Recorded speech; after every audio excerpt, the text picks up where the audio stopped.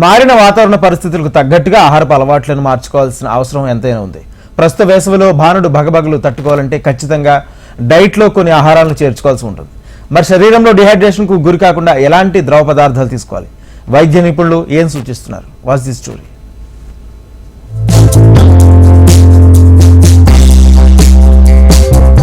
ఎండ తాకి నుంచి కాస్త ఉపశమనం పొందేందుకు చల్లగా ఏదైనా తాగాలని ప్రతి ఒక్కరికి అనిపిస్తూ ఉంటుంది. వేడి కారణంగా నీరంతా చెమట రూపంలో వెళ్లి రోజంతా దాహం వేస్తుంది. గొంతు పొడిగా ఉంటుంది. ఆహారం తినాలని అనిపించదు. రోజంతా కొన్ని ద్రవాలు తాగుతూ ఉండాలనే కోరిక ఉంటుంది. వేసవిలో శరీరం డీహైడ్రేట్ కాకుండా కాపాడుకోవాలంటే ఆహారంలో కొన్ని పానీయాలను తప్పనిసరిగా చేర్చుకోవాలి.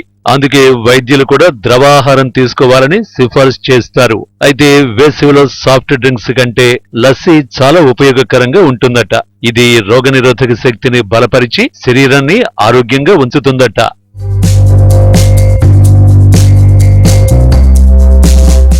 పుదీనా లస్సీ కడుపుకు చాలా మంచిదట. ఇందులో యాంటీ ఆక్సిడెంట్లు, మినరల్స్, విటమిన్లు ఏ, సిఇ సమృద్ధిగా ఉంటాయట.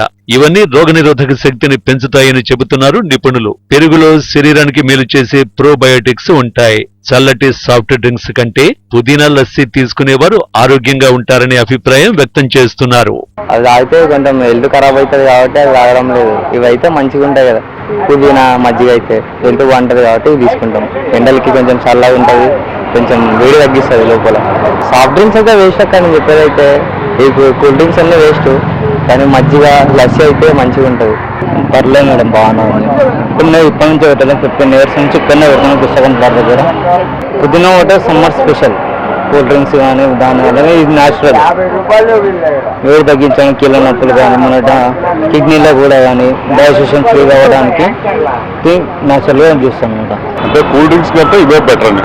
జస్ట్ మజ్జిగ లేదంటే పుదీనా వాటర్, లెమన్ సోడా ఇవి తీసుకుంటే మన ఆరోగ్యానికి మంచిది. ఎండ దెబ్బ కూడా తగలకుండా ఉంటుంది. సాఫ్ట్ డ్రింక్స్ అన్ని మల్టీనేషనల్ కంపెనీలు. దాని బదులు మనకి ఇది ఆరోగ్యం, ఇంకొకరు ఉపాధి ఇచ్చినట్టు ఉంటుంది. ఇటువంటి వాళ్ళు చిన్న చిన్న రోడ్ సైడ్ని బతకడానికి వీళ్ళకి మంచి ఉపయోగం.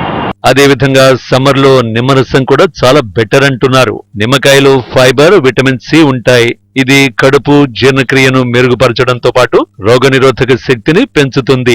వేసవిలో హీట్ స్ట్రోక్ ను నివారించడానికి నిమ్మకాయ షర్బత్ తాగితే హెల్త్ కు చాలా మంచిది అంటున్నారు. బయట కాలుష్యానికి తిరుగుతూ నిత్యం కాలుష్యాన్ని పీల్చుకునే వాళ్ళకి ఈ నిమ్మరసాలు, పుదీనా లస్సీలు ఎంతో మేలు చేస్తాయని చెప్పొచ్చు. ప్రస్తుతం నగరంలో నిమ్మరసం, పుదీనా లస్సీకి మంచి డిమాండ్ పెరగడంతో ప్రధాన రహదారుల పక్కన గల్లీల్లో ఈ తోపుడు బండ్లు వెలిశాయి. ప్రజలకు చల్లని ద్రవ పదార్థాలు అందిస్తూనే చిరు వ్యాపారులు కూడా ఉపాధిని పొందుతున్నారు.